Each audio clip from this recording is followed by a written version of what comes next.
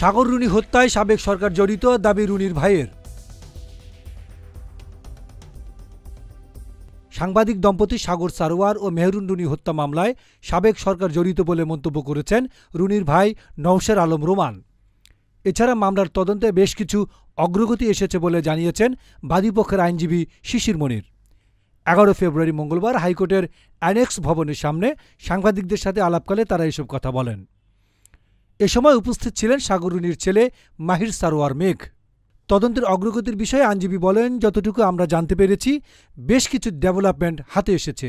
সময়ের ব্যবধানে এই ডেভেলপমেন্ট নিয়ে হাইকোর্ট বিভাগে তদন্ত প্রতিবেদন সাবমিট করা হবে। তিনি আরও বলেন, অতীতে এই মামলাটিকে সঠিকভাবে পরিচালনা করতে দেয়া হয়নি। বর্তমানে তদন্ত রিপোর্টে কিছু তথ্য উপাত্ত এসেছে। অতীতে এই তদন্ত প্রক্রিয়াকে বাধাগ্রস্ত করা হয়েছে। আইনি পদ্ধতিতে তদন্ত চলতে দেয়া হয়নি। আইনজীবী শিশির মনির আরও জানান, এটি চাঞ্চল্যকর এবং দুর্ভাগ্যজনক।